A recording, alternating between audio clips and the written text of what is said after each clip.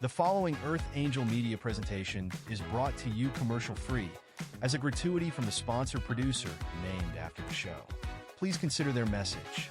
Find other high-value shows listed at earthangelproject.com. Enjoy the show.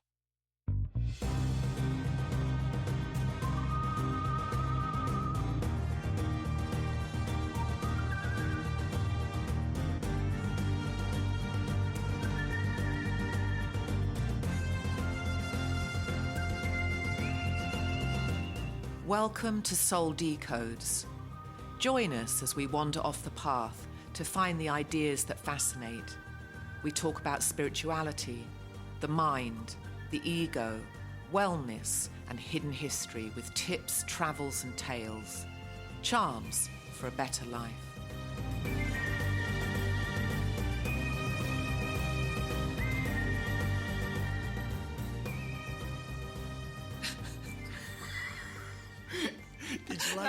If you're gonna, this is fine. No, now's the time to edit, right? Just redo it. Let's try that again. Hello, everyone. My name is Dr. Tia Jolie Phillips, and I'm here. This is our redo because we didn't. Well, she didn't like the last one, so let's do it. This is our redo. Just do that one. I'd rather have a redo in the first. Oh fuck yeah! 20 seconds. Or could you imagine like 40? We don't do any post editing. No, by the way, everyone. Really. I mean, it's just shooting unless like the somebody hip. Smacks the mic or something, and I have to remove that. But I don't think you have. Have you ever removed? Very rarely do I. Like if so.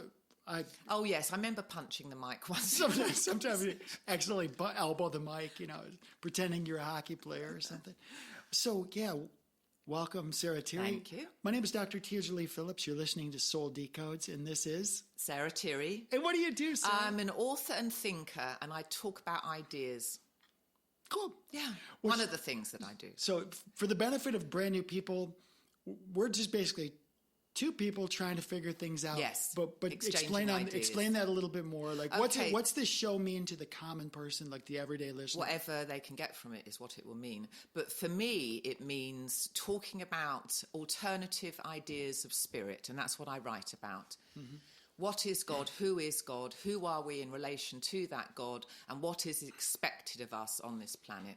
So I've spent 25 years researching that, and I talk about those ideas and I write them down. I have several books on Amazon, Sarah Tirri, and it's all about the nature of reality. And I have links to your books on souldecodes.com. It goes right to your library. Great. And what's really neat about your books, not only the content, but you have this unique ability to not only write for adults, but also for young children. Yes. So you've done a really good job spanning the generations. Yeah. And I write science fiction and fantasy.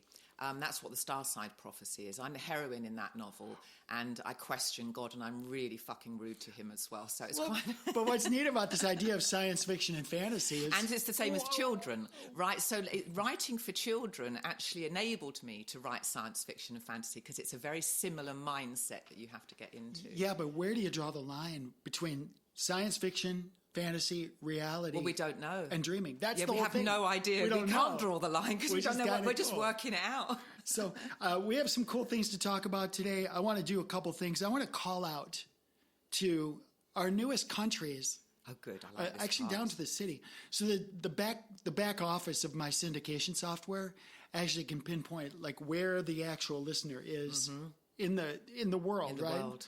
So we need to get a map in the studio. I do have a yeah. We put little pins in it. It changes all the time. So we did one of those for my kids.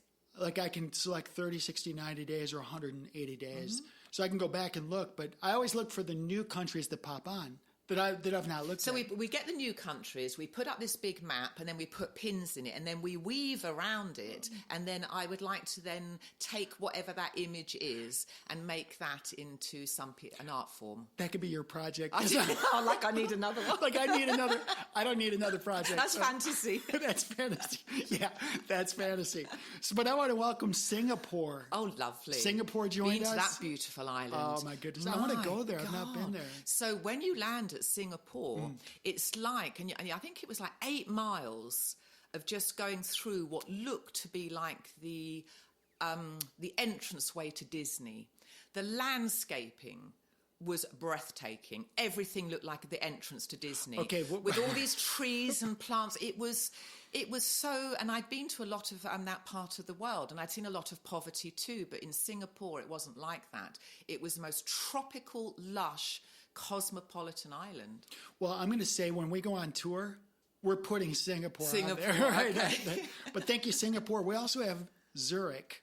Oh, that's nice. We just did Switzerland. Zurich. I did my first night stop in Zurich. That was the first time I left as a stewardess. I did a night stop in Zurich. So I've never been to Zurich or Singapore, so that's got to be on our list too. Yes, okay, very high-end, lovely countries. And yeah. now Switzerland's there's a new city. I can't even pronounce it, so I have to go. Ask Rosie. I have to go to the closest city, but it's in Sweden, the southernmost part of Sweden.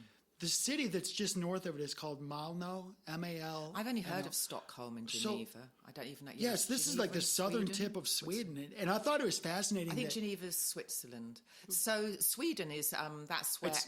It's closer to Norway. Russia. Yeah, it's further east. Further east, okay. So I just want to say thank you to our listeners, because people are sharing. And the reason I know they're sharing is month over month, there's a little... percentage increase that shows what percentage our numbers have increased month over month, or period over period. So if I select 60 days, it's period over period.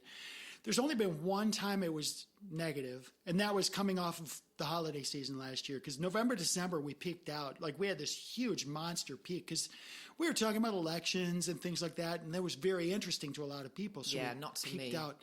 So it's really hard. Yeah. I know I deal with it. I'll talk about it, but there's much more interesting things to talk about. I'm going to go back and listen to because I wanted to talk about stuff, and I said, well, there's other things to talk about elections, and you said, no, there's not. We're talking about elections. No, there is a time and place for it. Okay. Well, it's just not my favourite thing to talk about. Okay, y'all go back and listen to because I don't pay attention in the same way, but I do superficially. Y'all go back and listen to Sarah, because she said, no way, we're talking about elections today. But it's not a huge thing, but there's times when you need to, because we're talking about being a soul on earth, and this comes into it. And that's why I'm saying it was relevant, but that particular episode was our top ever. I think this is episode 44 or something like that. So it's 2/3 of a year, and that period of time, it wasn't just one. There was one episode, but then the others on either side were pretty popular. Yes. So for those of you, go back. Some of these episodes, we try to keep them so they're not synchronized with time, so that they're a little bit timeless.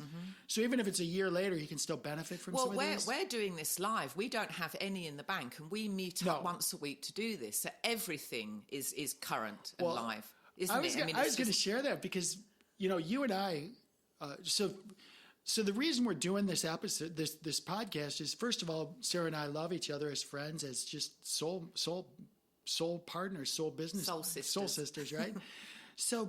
But Sarah's very interested in having the world know more about her books, and I'm very interested in meeting other world entrepreneurs. I love entrepreneurs, so this is a vector for me to meet other entrepreneurs, but also to talk about health and wellness, because that's like a super important. Well, that's thing super to me. important for Soul Decodes. Without that, we're screwed. So what you cover and what I cover are very complementary. Yes, and intersect a lot. Yeah. So I put out the idea a year ago. Sarah, why don't we throw on some microphones and just talk about stuff? And that's pretty much where we are today. Yeah, and we didn't know each other really that well back then. Right. So what you hear is us learning about each other live.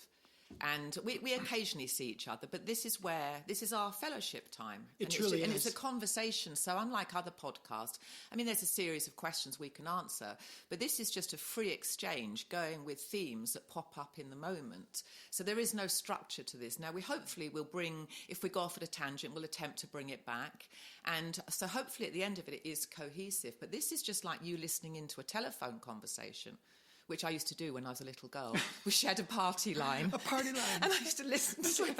It was just exciting. Oh, the phone sex? Yeah. No, it wasn't phone sex. Thank God. I would have been in more. No, but I did listen, and I had a pang of moral conscience because I stopped doing it.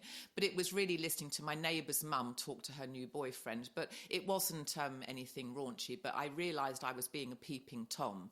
But I did like it. But because it was listening as a voyeur to another person's conversation. right? And well, I mean, that was kind of a precursor to what now we would you call... shared a phone line. I mean, you just picked it up and they were on it. But that's a kind of a precursor to what we would now call reality TV, truthfully. Because the people are looking inside of other people's lives. Yeah. But what that does is it kind of forces... And I love watching good reality TV. But it kind of forces some level of introspection. Because when you're looking at somebody else's life, you necessarily are looking from your point of view. Yes. So yeah, but it'd be like listening to a song as well. You'd have the same thing. Right. Reality, so that you listen to a song and you're going to get some point of view as a result of listening to the poetry in that. And reality TV, you're going to get insight into human nature. That's what you're going to get. And that's where you can extrapolate a lot of wisdom. You're living vicariously through someone else. But hopefully it doubles back to you and you can say, what does this mean to me in my world? How do I, based on what I just observed or what I just heard, what does it mean to me in my life? How can that make my life better? What questions can I ask myself? I think as a result of listening or watching anything, you'd be asking that. Right. Yeah. You would hope. You would hope. Instead of just... It's a good idea to do the that. idea of living vicariously through somebody is, to me, is a bad idea. Unless you can get something from it. For me, what I just get an insight into human nature. And you've got to remember reality TV is not scripted, but there's certain things that they're going to have to... They're actresses to some degree, but there is reality in it. So this is a reality TV... This is a reality radio show. Well, people are just listening to a conversation. This is like you listening to two girls talking on the phone. That's what the premise of this is. It's not like a regular podcast. And what's really fascinating about that is early on, and even now, when there's something you and I perceive, we're getting into this really beefy, like really rooty, like I won't say beefy, I mean like No, I know what you mean. Like watermelon. Yes. Right? Yes. It's a really delicious topic. Yeah. We'll go, okay, stop. That's for the air. Let's talk about that on the air. Yes. Which I like that because it's like, I can't wait to talk to Sarah. That's what we're doing. We're just sharing our conversation. I can't wait to talk to Sarah about this. So anyway, my point is that when I look at the numbers... So hello, Sweden, by the way. Thank you for listening. Yeah, thank you, everybody. Even whatever you are, wherever you are, thank you. And thank you for sharing because these numbers don't lie. Month over month over month, with 1 month exception, which is off that high month, we're up, like this month, we're up 45%. We're up month over month. Oh, that's nice. That means that people are sharing, and we truly, truly appreciate you. Yeah, that's really wonderful. This is really wonderful. Yeah, and that's awesome. Yeah, and we just appreciate all y'all just sharing stuff. Listen, we're not going to hit home run. We're not going to get a hat trick. We're not even trying to. We're just sharing ideas. That's all we're doing. Yeah. So if something resonates with you, and if you feel like you missed an episode, you can search souldecodes.com by the subject. Or if you're particularly interested in a subject and you want more, hit us up, let us know, and then we'll do one in your honour. We'll talk about investigate further any subjects that you're interested in. And I bet Rosie has some interesting subjects. Oh, she does. I haven't read them, though. But I want to do a real quick call out because I'm in Florida, and everybody in the world likes a good hockey game.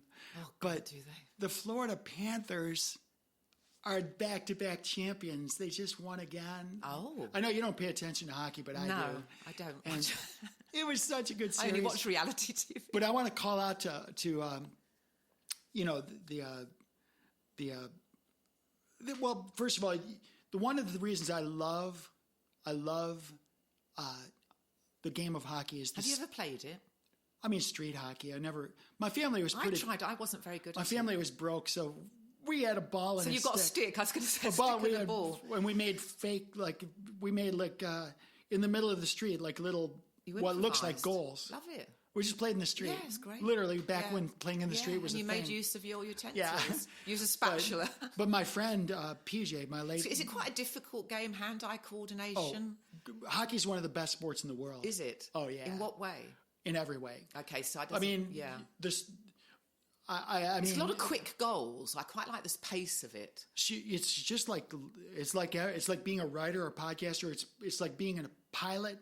You have to build all of the supporting skill sets, but then how you actually deploy those skill sets are split-second reactions. Yeah, well, visualize being the best you can be. And it's just like being an entrepreneur. Ideally, you're good as a sole entrepreneur, but if you're a really good entrepreneur, you learn how to work well as a team. Mm-hmm. So the Florida Panthers, I just admire them.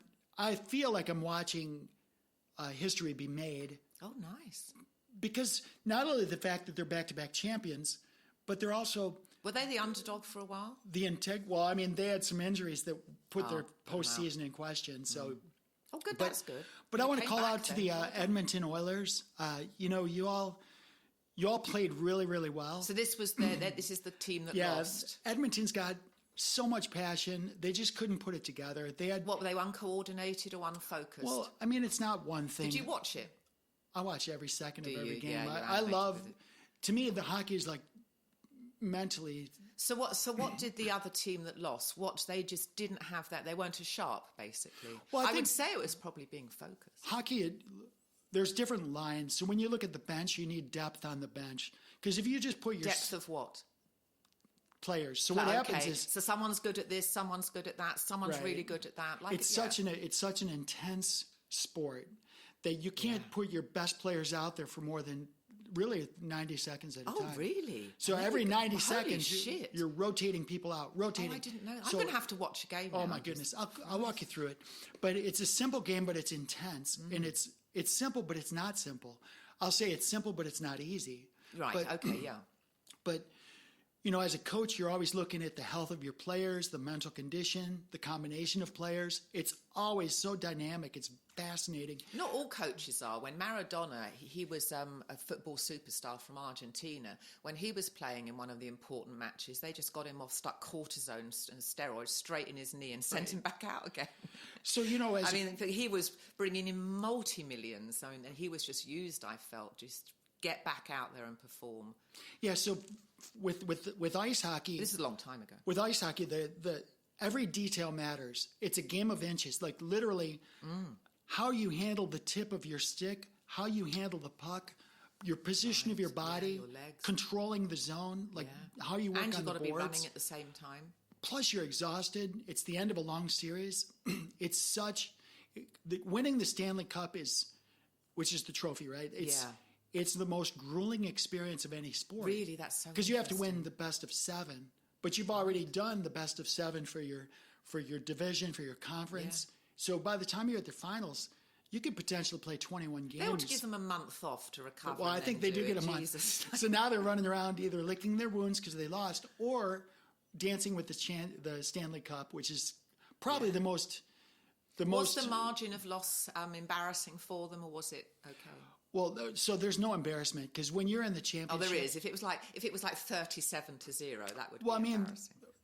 The Florida Panthers right now, this is a legacy team. What's put together is probably one of the most legacy teams in the history of sports. What does a legacy team mean? It means that you're going to look back in history and say, yes. Oh, they were good. I was there. I watched I watched all these games.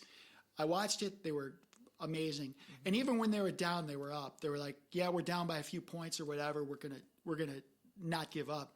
So it's a game of inches, but also from a strategy point of view, you're thinking not only about the period in the game, but also the bigger picture, like the series. And what I admire a lot about hockey players is they don't talk smack about each other. They don't talk smack. They don't even take credit. Like, we have this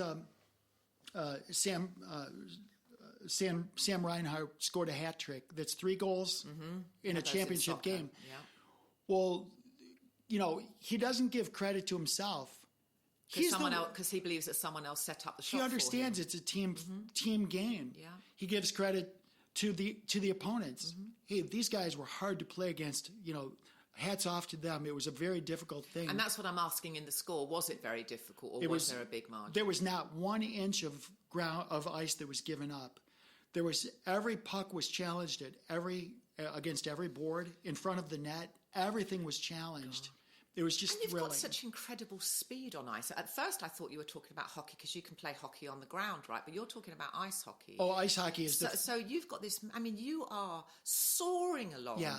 I mean, that adds a whole other component. Well, there's defensemen. The amount of skill required. Like if you're a defenseman in the National Hockey League or any of these world-class hockey players, if you're a defenseman, you are skating backwards almost as fast as anybody can skate forward. I bet you're going to be a good dancer if you can do that. A lot of these people, they do the moonwalk. They take dance lessons. Yes, I could imagine. And because you've got to be very nimble and completely choreographed in a way. You've got to know what all this does. How far does... If you're going to do... I skated a little bit, but if you're going to go backwards, you've got to know. You've got to get a certain speed up to cover whatever distance. That's a math equation in your head. And it's calculated. It's calculated. On a moment. So from a defense point of view, it's not only individual defense, because if you're coming at me with the puck, I either need to stop the puck or I need to stop you. So you can stop them. What are the rules about stopping someone? Can you just go into them, knock them over? Oh, you need to watch the game, girl. I really do. Yeah, you really... So it's quite brutal then. I mean, it's a free for all. Well, you can't get your puck and then wax your what's it called? A club? What's this called? A stick. You can't get your stick and whack someone with it, but you can trip them up, can you? Well, you can't. There's a tripping penalty. So it's a tripping penalty. And if you whack somebody, then you're disqualified. Well, that's a slash. You'll get a minor penalty. You'll be in the. So how do you stop someone from getting? What are you allowed to do? Well, there's different levels of penalties. So, like, if I took a stick and whacked you across your arms, you know. No, but what are you allowed to do without incurring a penalty? Oh, almost anything. But there's certain things, like if I get my stick between your legs and I trip you, even if it's an accident, I'm responsible for my stick. So if my stick goes between your legs and trips you, that's a trip. But if you're getting all these penalties, how can you stop someone? Well, the penalty is that you go sit in the box for 2 minutes. You're not hearing me. Okay. So, I'm not hearing you. But... No, you're not. No. Well, so if you've got penalties, you can't hit someone with a stick because there'll be a penalty. After the penalties have accumulated, you're going to get some type of red card and be sent off. So there's... No. It's instant. If I trip you, the whistle... What happens to you? If you and I are playing against each other and I trip you... Mm-hmm. You did it with your stick. My stick goes between your skates and I trip you. Mm-hmm. And you fall and there's a whistle... I go to the penalty box, and I sit there for 2 minutes. Right, okay. 2 minutes of ice time. Other than that, though, you can't get sent off. Oh, well, it depends. If there's egregious. Right, yeah. Like if it's, say the whistle blows, and I take my stick and I whack you across your neck with my stick. There was a World Cup, and it was a soccer World Cup, and Zidane was the French player. I can't remember how far back we're going, and he was face-to-face with his opponent. He just stood there and head-butted him. Right. And then he lost his entire career as a result. Well, yeah, because who's going to hire that guy? Well, what a nutcase. But also, the fans want to see a good game of hockey. Yes, in hockey, there's a lot of fights, but they're legitimate fights. They're what I would call fair fights. But if a guy's skating away from you and you whack him across his back with your stick, oh yeah, Christ. You can be. It could be number one. It could be a minor penalty. Number two, it could be a game misconduct, which means. Okay, you're done for the day. Go to your locker room and go get you're leaving. You're leaving the ice. You're gone. You could also the league itself could look and say, yeah, you know what, we're going to fine you, and because that was malicious, right, and unnecessary, and you shouldn't have done it. And people change. Like we have one of our heroes this season his name was Brad Marchand, and we got him from Boston. What a brilliant! I just like the guy. They call him the Rat. Right? The Rat. What does he do? What rat-like stuff does he do? Well, he's done a lot. He scurries a lot. Well, he's done a lot of in his history. You don't want to play against him because he's a dirtbag. He's a dirty player. Oh, is he? A brawler. But we got him in March. Florida got him in March of this year. And yes, he's a strong player, but he's reeled himself in. And he's not... He took some penalties, but he was very legitimate. He wasn't being a dirtbag.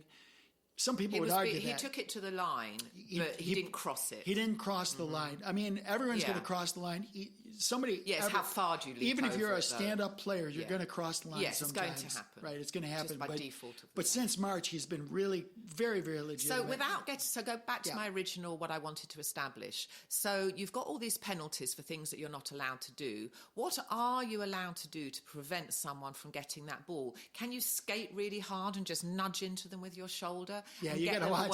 You're not going to get a glass of wine. Okay, let's watch. We should watch. And I want a really exciting. Yes, I'm going to show you. I'm just going to show you the highlights from Game 6, the championship game. It sounds rough. And it was in Miami, but the championship game was just... And then have you got players that consistently get the goals because they're really good with their hand-eye coordination? And see, this is the point. I think that the reason that the Florida Panthers won, there's multiple reasons, but the truth is there was players from... So there's a bunch of different lines on the bench. So when one line gets tired, they sit to the bench, the next line goes out, and they do a rotation. All right? Full on energy. It's just 100% energy. No tired players allowed. You need to be able to score goals. Every line needs to score goals. Yes. And if only your first or second line are scoring goals, you're at a deficiency. Yes, and you're not going to play. So everyone has to be equally as good at goal scoring. Right, so here's an example. Because in soccer, you'd have someone like David Beckham, they'd set the ball up for him, and he'd be the striker, he'd get all the good, but it's not the same. Everyone has to be proficient in... Right. How many points do you get in an average game? Like 30? In soccer, it's like two like, goals, maybe 2-1 or something. I mean, in ice hockey, you could have a one-goal game. Oh, really? Right. It's that...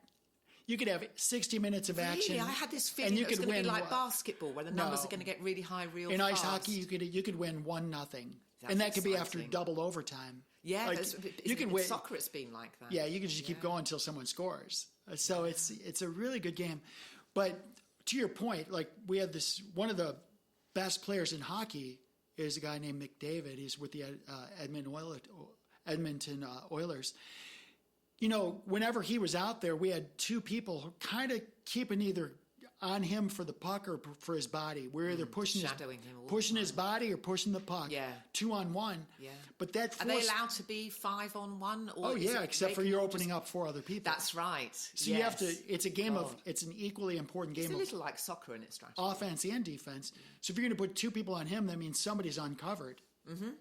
Because if it's 5-on-5. But if he's that good, leave that guy and get to this guy. Right, but we were harassing him, and they had another guy. That would be very intimidating to have all these people, come for you. They don't want... You've got to get a shot, and they're going to try and stop you. But if they had depth on the bench, like Florida did, then they're going to say, okay, you're doubling up here. We've got other guys open that can score. Yeah, now he's going to get one. That would be great if they left someone open and he came, boom. Right.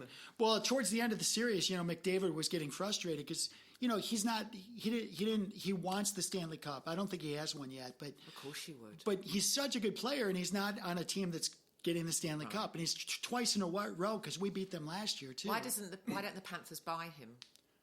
Well, everyone's got a salary cap. So you can only buy so many people. Oh. Like, because if you buy one superstar, you're going to blow your cap. So it's all negotiations, which is another dimension of the game. Mm-hmm. It makes it fascinating. Mm-hmm. I didn't expect we'd talk about hockey, but I just wanted to call out to both teams. Go Panthers and Edmonton. Edmonton Oilers. Edmonton's in... Alberta. It's in Canada. It's in Alberta. Yeah, Alberta. Which, by the way... Which is my mum's name, Linda Alberta. Well, you know what's going on with Alberta right now? No, what's going on? Oh, my goodness. They're really pushing for their independence in Canada. Yeah. Well, Trump said that he wants to buy Canada, which I thought was funny. Well, Trump, the person we see as Trump, the role, the person that's playing this. It's hard for us to talk about politics. It is. But we can talk about the charade. If you believe it's a charade and that's what's being put out there in the public, we can still reference it. Well, whether it's a charade or not is not relevant. Mm-hmm. Whether he's the commander-in-chief or the president. I mean, if I was the president and I wanted to play politics where I got the biggest fucking supercontinent, I'd want to incorporate Canada and Mexico. You'd get rid of all the immigration problems, all the resources, and now you have this fucking great continent, and that now competes with Russia and China. So I think it would be great if we could just all incorporate. And then we all share each other's resources. There's nothing to do with immigration. And there's obviously law and order, but having a great supercontinent is something I'm a fan of. Oh, I agree. In fact... I think we should. I mean, even though be an alliance. Even though you and I have different perspectives or different opinions on the actual what's going on behind the scenes, the takeaway is the same. Because I agree with you. I think those people that want to destroy America do it by dividing us and conquering us. Divide and conquer. We want to aggregate. Yes. Not from a centrist point of view. No. Well, just pool resources and be fair to everyone. Well, this is give everyone a life. Yeah, but you're not hearing what I'm saying. Okay, because let me pay attention. this is not, I don't want to centralize power. You don't want a one world government. I don't want I want to have a united Americas, so we can have all of the Americas, North America, Central America, South America, all of the Americas unified. This continent. Unified, but not with centralized power. If Alberta I want the 50 states, each state to be its own country. Within the United States of America. So we're a united set of countries. If Alberta joins us, or Saskatchewan, or British Columbia. So I see. So you don't want it to be a centralized continent. You want it to be more like Europe. I don't want anything to do with the EU. You want each separate country. You want each state to be like a separate country. Yes. Yeah. And we come together not because we have to be together, but we want to be together. We want mutual defense. We want mutual benefit because. So you want the umbrella of the federal government for the only thing that they can offer, which would be defence, but the lower level you just want independent states governing themselves. And you'd see that right across. That would be if we made Canada and Mexico and South America and Central America this one great super country, this would be the United States of America, right? And this is what there'd be certain benefits the umbrella government would give you, which would be military protection, but then you'd all govern yourselves in your little state within this perfectly said. Yeah. It's almost like a village. You don't want the village leader managing your family. You manage your family. Same thing. I don't want the mayor of Groveland, Florida, managing my life. You take care of the stuff that benefits everybody, but you stay out of my life. And that's the same thing with the states. But the mayor doesn't get involved in our lives now, does he? Right, and that's the way the states should stay. That's the way the president, all these so-called elected officials, they need to mind their own damn business. Right, and let me live my life. And whatever. As long as you're not breaking laws, then you should do the fuck you want, right? Right. So if we end up getting like, say, Saskatchewan or Alberta wants to be a, quote, state, they're still going to be independent, whether they're independent from Canada or independent of America, of the United States. Same thing with Mexico. They'd be independent within a bigger structure. Correct. Yes. And that's what I'm saying is... Why is that such a hard sell, then? Well, because if you're a globalist... So a globalist means that you want a one world centralized world government. That means if somebody if somebody at the World Economic Forum, if they have this consensus at the World Economic Forum, which is not elected, they're a bunch of sociopaths that think they rule the world. You hear a lot of evangelists and preachers talk about the Antichrist forming a one world government. Whatever. You can call it what you want, but... It's evil. It's a bunch of people trying to control you and using deceit. But not for your benefit. No. There's nothing benevolent about this. They want to own everything and control everything. Yeah.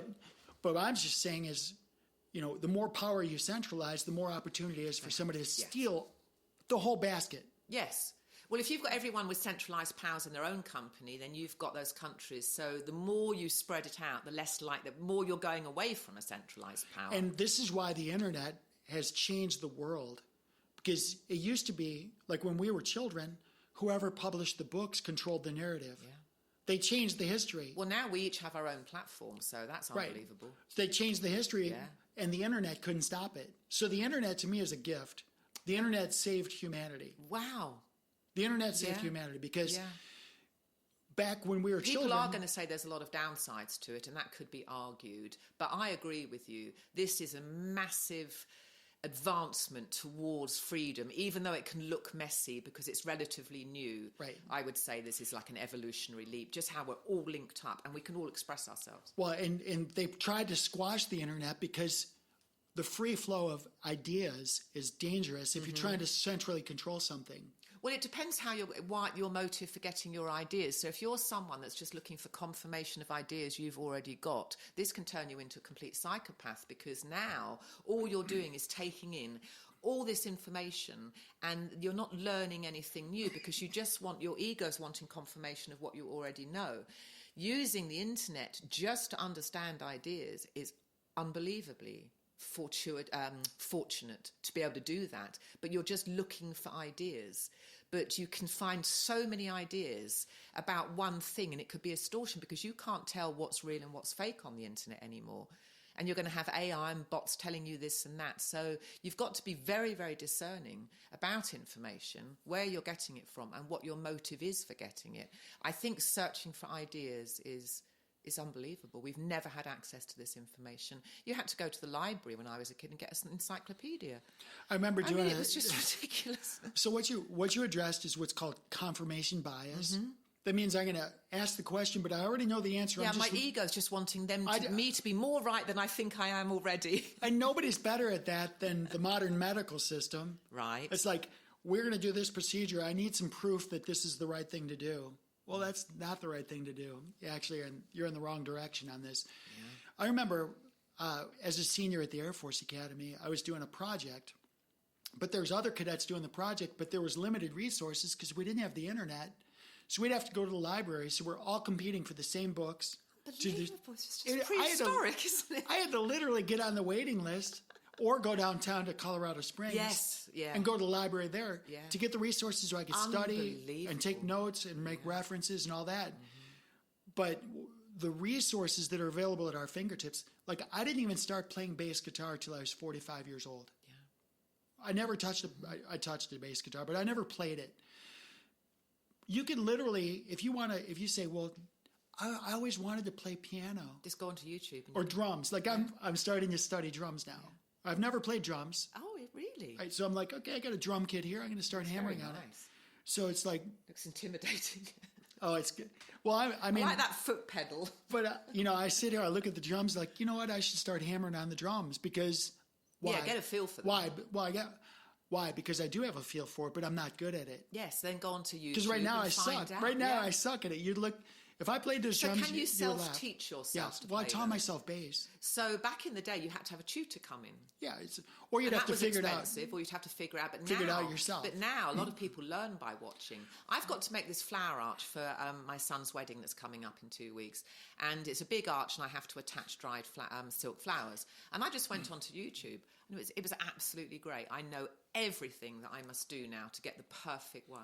And sometimes I have to watch, like I've now as an established bass player, I will, if I'm learning a new song, I'll listen to like 3 or 4 or 5 people that how they do it. And I'll take the best of the best. And then I'll do mine and I'll apply my interpretation of it.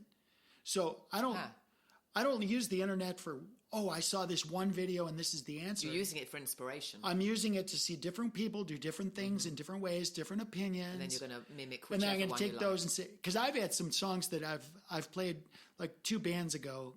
There's a band I was in, 1969 was the name of it. I listened to dozens of people play these bass lines and none of them got it right. So I literally had to do it myself and figure it out. So it's funny, when I pulled up here today, the song that was playing was In the Air Tonight by Phil Collins. Oh, yeah. And I always think of you, because we were on the boat and we started singing. I mean, that song is unbelievable. I love that song. Now, you played that with your tribute band, didn't you? Yeah, and there's still a lot of people play that wrong. And that song, there's something so haunting about that song. Right. And I actually when I played that with the Phil Collins tribute band 18 months ago, I left that band. I think some people know that. We did a show about it.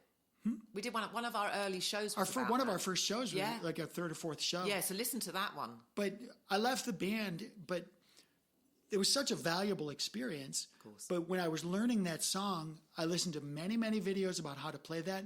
But ultimately, I had to go right to Leland Sklar. Leland Sklar was the bass player, and literally watch his fingers. And I was watching his fingers play the bass, and that was obviously the closest I could get to the original because he was the one that did it. Right. But a lot of times I would study the actual original artist, watch their fingers. It would have to be the original because you don't want to have I don't like listening to songs that are cover versions particularly unless you're going to do a really good job of trying to be as much like the song that I really want to listen to. So there's a group from Russia. Call out to Leonid and friends. Hello, darling. So call out to Leonid and friends. They're a bunch of professional musicians. Oh, this is the name of the band, not a person. Leonid is the leader of the band. Oh, okay. And so he was I don't know exactly his background, but these are all Russians. And What's their genre? Rock music? Name it. They could play Chicago. Wow. If I played Chicago with Leonid and Friends right now, you would think it was Chicago. If I did Earth, Wind, and Fire, you would think it was Earth, Wind, and Fire. If so they you'd played, have to be that good. They were that good. Yeah. But each individual is so beautiful and so adorable. When they're singing, they're so full of passion. So there's a bunch of Russians singing these American songs and owning it. Well, I have to. Are they on? Can I go onto YouTube? And Oh watch dear, them? I'll send you some links. Send me the link. I'll put it in the show notes too. Yeah, and let's talk about that on the next episode after I've listened. It's thrilling. So you can pick out whatever. So they'll just do Earth, Wind, and Fire. They could do Chicago. They could do U2. Just anything. That's pretty. Well, I mean, they stick to because they have a full brass section. Oh. So, and they have orchestral arrangements. It's the full-on thing. This is a band. You're going to fall in love. This band is the real deal. And if I have a chance, are they commercially successful yet? Well, I think to some degree. I mean, they're on tour. They tour. Why don't we just we should just post some of their songs on Why don't Soul you and I Decodes? just have a date night next time they're in Florida? We'll go watch them. I'll do that. Right? Yeah. We'll interview them. Yeah. I would love Bring to them interview in. them. Let's do that. That would be But great. they're so skilled and so talented. Do they write any of their own stuff, or are they just doing other people's? I don't know the answer. I look at most of the covers. I look at them as an inspiration because, like, Leonid's studio is very much like the studio that I want to set up for Earth Angel, because Earth Angel's going to have a state-of-the-art recording studio.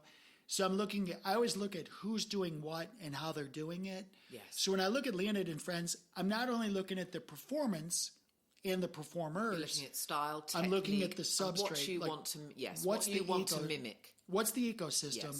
Yes. And so I know my brother Jeff can help with some of those things, but ultimately, if you want to have the top end band, you need to have an ecosystem that's going to support the top end band. Yeah. And but I'll have you listen to some links. I'm interested to see whether they're writing anything of their own. I like listening to covers too, but I can imagine that being a bit unsatisfying after a while. Well, they started off doing it as a Chicago tribute band. Peter Cetera. Well, they covered Peter Cetera, Bulletproof. Christ, his voice. Yeah, I can't imagine that you could get any better than Peter Cetera's voice. Yeah, they do. Yeah. Yeah, they're right on par. Right on par. Yeah. No, Peter Cetera is like, Journey had Steve Perry. I think they covered Journey too. Steve Perry's voice, he left after a while. He just had enough of it. And Journey still tour. But you're never going to replace Steve Perry. But maybe you can, but his voice was so unique. And there's this Asian fella. Peter Cetera's was as well. They have this Asian fella covering Journey Queen. now. What? Isn't he covering Queen, the Asian guy? Well, no, he's covering Freddie Mercury's role in Queen, but he might be Steve Perry's role. Well, no, in Journey. I saw him covering Steve Perry. Well, Queen still tour, and they have a cover guy, and I think he's Asian as well. Oh, really? Yes. Maybe it's the same guy. I got to look, but that would be fun if he's alternating between two. But there's bands. a lot of people do that because Queen is still playing. All the other players are alive. I think one might have died, but they have a guy doing all Freddie Mercury's songs. He isn't quite as good as Freddie Mercury, but he is really, really good. Did you ever watch the movie on Queen?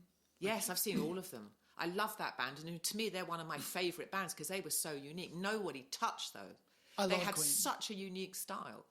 I mean, they were untouchable. And Freddie Mercury's voice and how he could sing. And his passion was amazing. And his creativity. And I love the fact that he owned himself. Oh, yeah, he just I love owned that. himself. Yeah. I mean, he was a little African boy that was shy. I mean, you wouldn't think this exhibitionist ever came from. I think it was Madagascar where he was born. For real? Yeah, that's where he What? was. Yeah, and then he was quite shy, and then all of a sudden he just transformed himself and a musical genius. And Brian Mayer's a guitarist. Oh, I mean, every member of that band, even the bass lines. I speak in terms of bass lines because that's what I hear. That's Brian May. He's the guitarist. Yeah. And but my ringtone, I have different ringtones for different people. Robin's ringtone is My Best Friend. Oh, and it's Queen. that. I just love that song. God. And every time it rings, I'm like, Queen, yay. Yeah. So, hey, so we're getting deep into the episode. What do you want to talk about? No, well, so let's see. I printed out a new set of questions, so we can go for the new set. Can you see them okay? Yeah, I can, I think. Or we could finish the first set. So you pick. No, you pick. No, I'm not picking. I'd say finish the first set. All right. So for those of you, we did. Did we? Hang on. So what we did was we had Rosie, my AI, spit out a sample set of questions and topics that we can cover. Our priority is if any of you go to our website, souldecodes.com, there's plenty of ways that you can suggest things. You can make comments or send us a note. In the absence of suggestions from y'all, we're going to go ahead and let Rosie pick some topics. And so we kind of freewheeled on this first. And Rosa is such an excellent I'm going to call her a person because I just have to speak about her like that. But she's an excellent person to ask because what she has is a database of knowledge. I mean, how many thousands of years of knowledge in one of these AI things? I mean, it's unbelievable. It depends on the... And she's familiar with the content, deeply familiar with the content that you and I talk about. So she's a great question asker. Well, I've given her every transcript of everything we've recorded. So she knows us pretty well. But then she has what's called a large language model. So if there's a topic we're covering, she can integrate those topics into what the rest of the world is talking about. So it's so what's one of the questions that she's so this asked? is in the new set. So we actually went through the old set. Okay. And so what is suffering? No, hang on, I haven't got my glasses. Okay, let me just read this. Okay. What if suffering isn't punishment but initiation? Oh, that's good. What if suffering isn't punishment? Ooh, well, good. you'd have Oh, to no, be go a psychopath first. to think. Okay, You go first. All right. So, if let's just take the first part of this: is it a punishment? If God punishes you because you have sinned, then the God that you worship is a fucking arsehole, a psychopath, and you have no business worshipping that. God has no right to punish humanity for endowing us with free will. So God is not punishing any of us for anything. So do you think the suffering do you think it's like a guide rail for us? Like if we get too far off of where we need to be? Do you think it? Yes, it could be. Yeah, that's a good way. So maybe it's not the like, only way of looking it's at like it, but it's not a guardrails. bad way. And if you hit it at hard, you're going to be suffering hard. And if you just graze it, you won't. Like it's kind of like a guardrail. It would act as that, but I don't necessarily believe that that's the purpose of it. But it could be partially the purpose of it. But we've talked about this before. The times I have suffered in my life the most, A, they were all self-induced, and B, I wouldn't change any of them because I grew up as a result of it. I would not be the person I am, and I wouldn't change it. So suffering is a necessary component to being in a training ground. Light exists with a dark, in, out, up, down, hot, cold, cowardice, courage. Everything has opposites. And we're going to feel a lot of pain, but for some reason we're choosing that as an option. Now, I don't believe we're sent to this planet and we're forced. I believe that our soul wants to use this as a training ground because it's the only way you can get a perspective in life is to see. I've been through so much in my life. I haven't been raped, but I've actually been through pretty much most things that other people go through. And I'm actually happy about that because it allows me to write about subject. It allows me to be useful. I nearly said youthful. I hope that too. It allows me to be useful. So punishment, no. Is it something where we learn through suffering? Now, I do believe that we don't have to suffer to learn. That's interesting. It's not that we don't, because that would make God an arsehole if he said the only way you can learn is through suffering. I think you can bypass the need to suffer if you stay in the parameters of being loving, kind, good, honest, and understanding that your mind is creating your reality and taking full responsibility for that. Well, if you stick to that parameters, I don't believe you'd have to suffer. But let me ask you this, though, because so I understand what you're saying and I agree with it. But if it's just about being loving and kind and compassionate and doing all the Mother Teresa type stuff, there's still people who are all of those things, but they get crucified, they get marginalized, they still suffer because of someone else's treatment of them. So how do you justify? So the only three ways I believe reality is happening, yet I'm open to persuasion, that it's either your low vibration causing a shitty situation, it's a lesson that you had planned and you planned this before you came in, or it's karma. I can't see beyond any of those because I don't believe in randomness and I don't believe things just happen for no reason.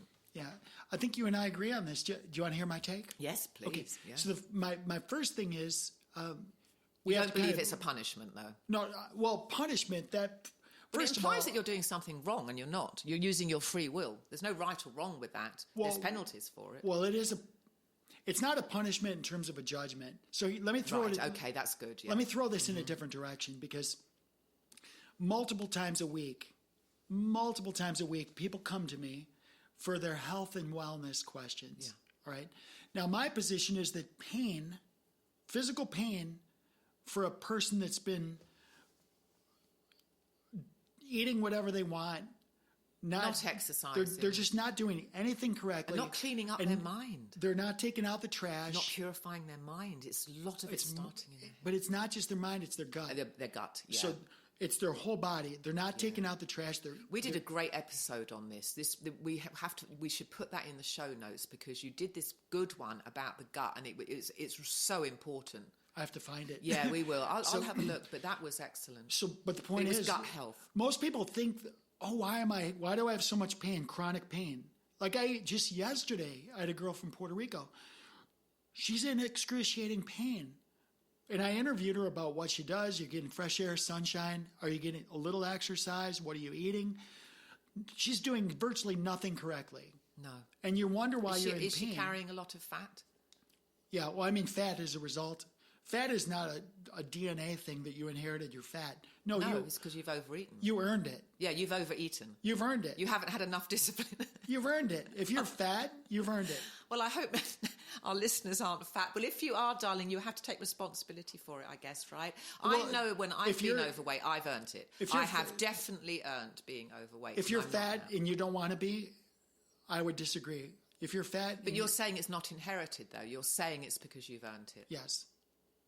I've seen zero people that have come to me fat and are still fat if they don't want to be. Yes. Yeah. Now, a lot of times they say, well, I'm doing this. Well, but you're still not doing this, and this. Well, the thing is, like, I can do everything correctly, but if you're not going to release the stress is one of the best things you can have if you want to be fat. Yeah. If you want to be fat, your comfort don't deal with your stress. Your stress will make sure you stay fat. And stress, I know, and people don't want to talk, but your medical doctors say... Well, you have to inspect your mind, because stress is starting in your mind. It's how you're processing reality. Or not processing. Or not processing, or over... I would say stress is over. Well, the girl yesterday, she was over... Because she's doing a lot of things correctly, but when I see somebody that's like, I have a down-regulating thyroid, my next question is, how do you deal with stress? And their answer is like, I'm a piece of work. Yeah. They own everybody else's problem. It's the president, it's the economy, it's this, it's everything else, and they're owning it. Yeah, they're taking... That's funny, because we talked about that at the end of the last episode, and I said, be careful when you're looking at external reality on social media, all the news, because you've really got to switch off from that, because it will be stressful. That can really fucking stress you out if you're taking it all on board. And so you have to look at external reality and then just pull back, because you don't want that churning over in your mind. So let me put a bow on this. So I talked about the physical self. It's the same as the emotional self. It's basically... Thoughts create emotions. Well,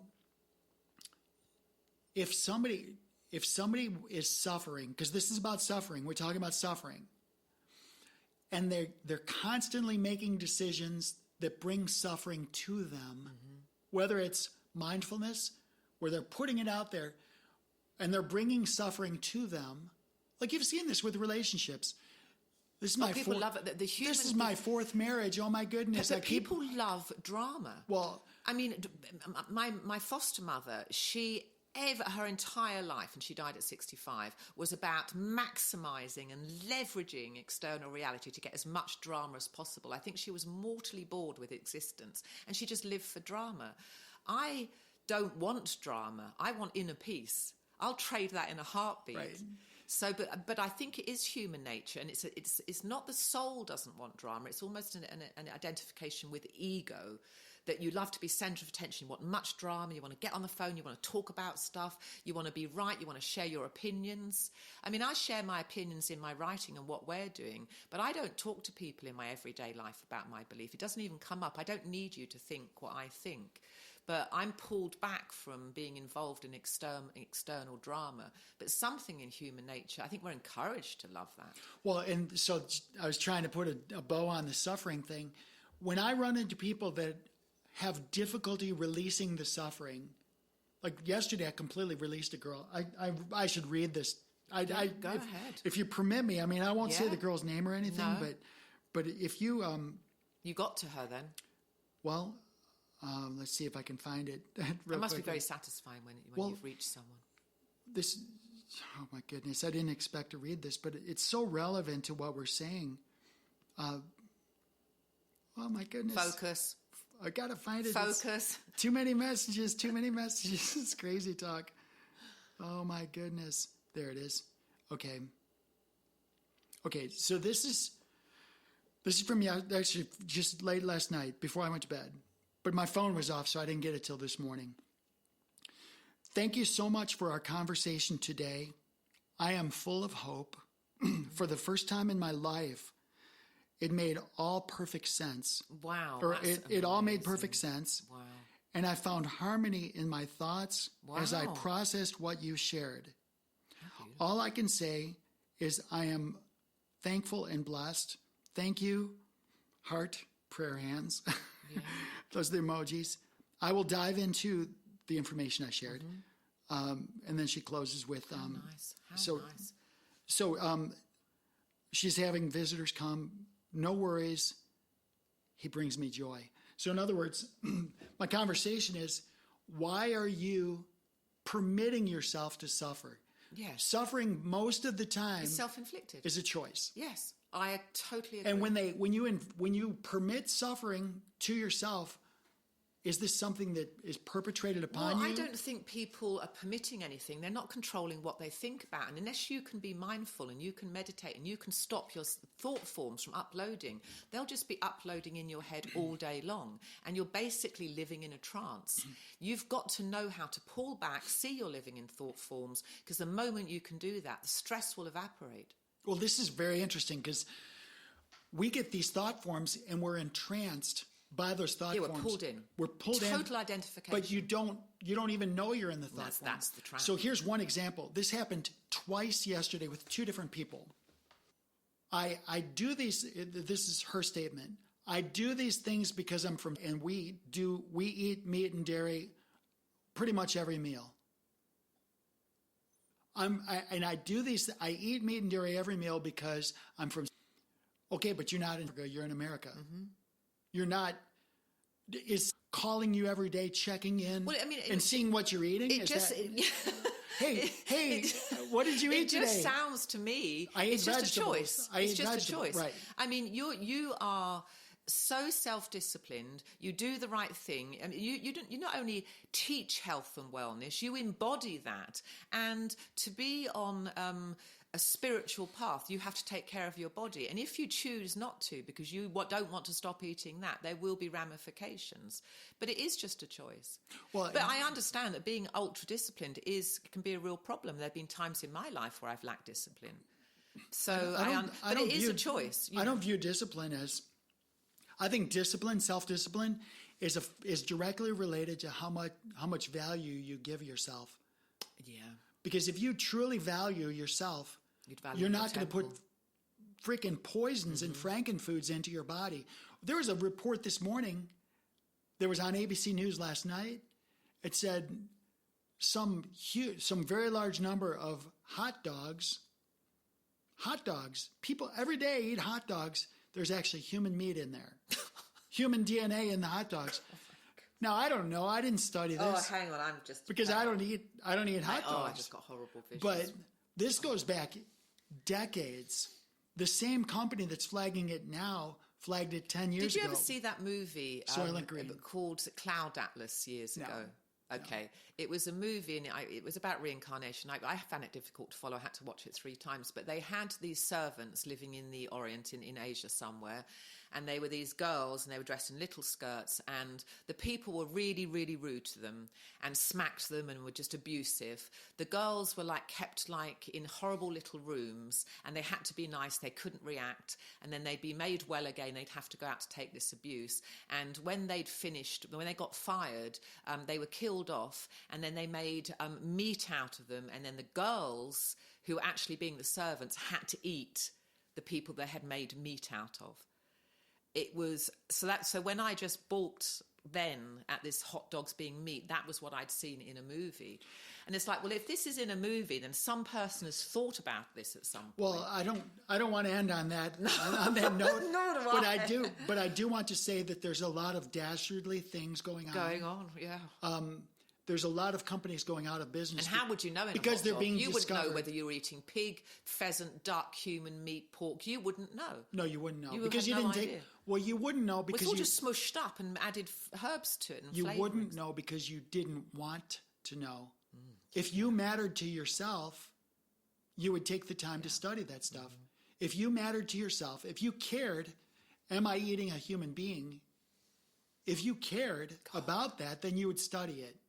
And if you studied it, you'd say, "Oh my God, I need to grow my own foods because I can't be sure. I cannot be sure. I can't be sure God. about what I'm eating. I need my own chickens. I need, whatever your thing is, so you can be assured that you're not eating another human being.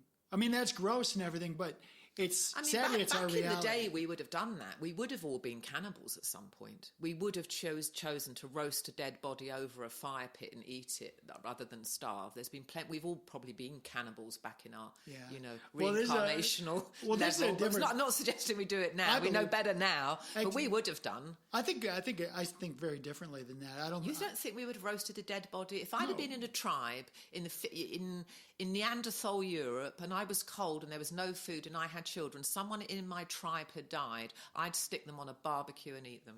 And I'd feed that to my children rather than watching them die. I'm sure I'd have made that choice. But they would have been dead. I wouldn't have killed anyone, I don't think.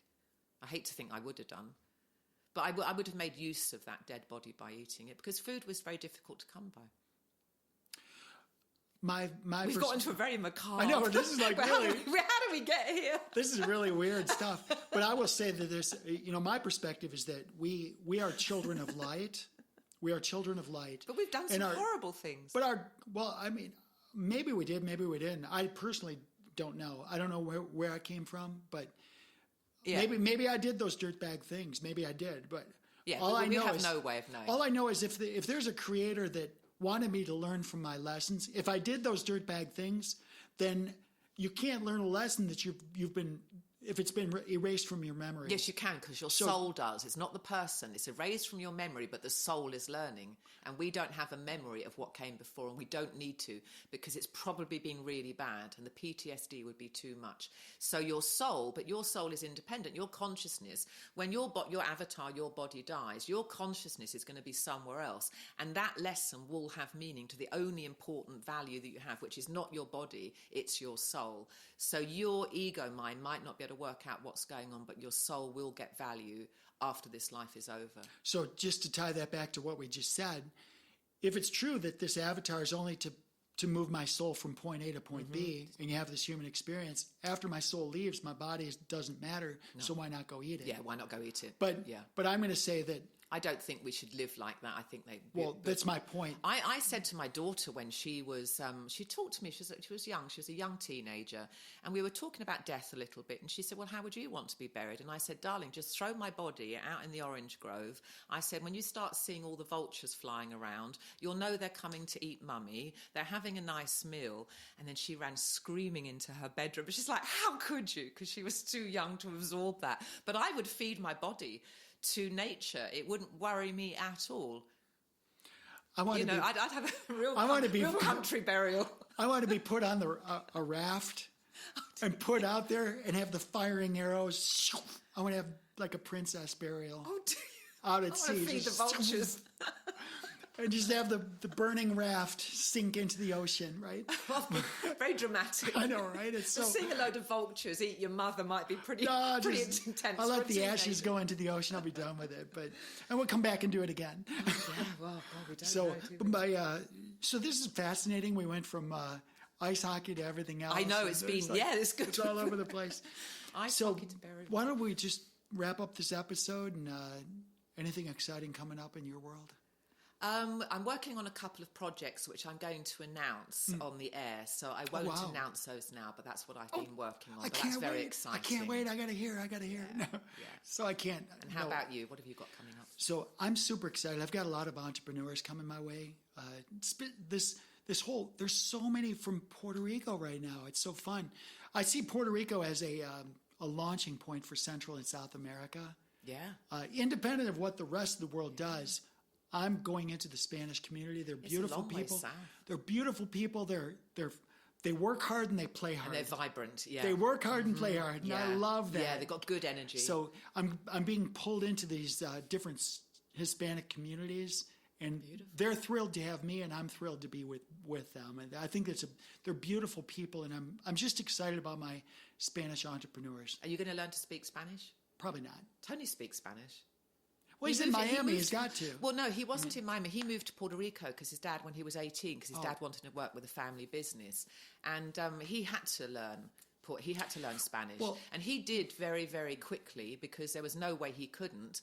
And he still speaks it now. It's pretty brutal, but it's nice. Well, I would like to learn. I tried to learn Spanish. I tried to learn French, and I couldn't wrap my fucking head around it. I think the way we do it is with immersion. Yes. So if I'm going to learn Spanish, I'm going to go to Mallorca or something. And live there for 6 months. I'm going to freaking be in some village. Let's do it. Let's go. And just be immersed. And you and I can't talk to each other except for Spanish. Yeah. But I would do that. Same thing with Russia. Я знаю по-русски, только много, a little bit. I understand Russian a little bit, but I want to learn it more. I want to do it with immersion. Not to have the same alphabet. I mean, that is just. Well, Cyrillic is cool. I like Cyrillic. Is that what it is? The Russian alphabet is Cyrillic. I think eventually we're going to go back to learning the actual ancient glyphs, like the Sumerian glyphs, because it makes more sense. Symbols. Instead of languages, a symbol can represent something. So hopefully we all come together. Emojis are doing that now. Emojis are like modern day hieroglyphics, aren't they? So maybe we'll go back to these glyphs or a series of glyphs. And that way we can all speak a language that's in common. Kind of like sign language. I'd like it to be English, please. Let's do English glyphs. English only. Okay, girlfriend. But I'm just excited. Things are looking up, and we'll talk to you next week. Yes, looking forward to it. Enjoy the day. All right, be well. Thanks, y'all, for joining us today. Bye, guys.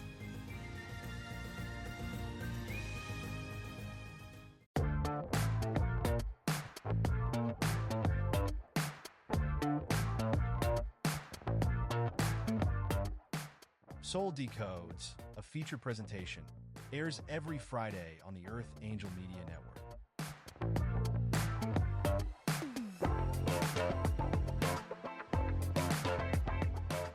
This episode of Soul Decodes is sponsored and produced by Live Pure. Optimize your life by taking your health to the next level. Listen now to learn how Live Pure will make your world better.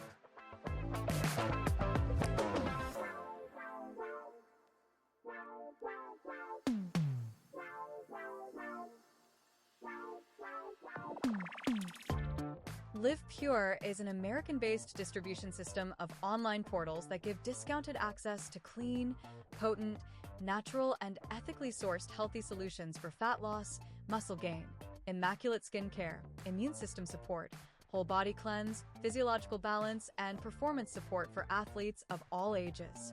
Live Pure handpicks the best products and nutrients from world-class companies, always adding to their quickly growing wellness lineup that now includes Korean skincare, medical-grade nutraceuticals listed as pharmaceutical alternatives in the physician's desk reference, and healthy coffee that rivals the world's best, but for only about $1 per cup.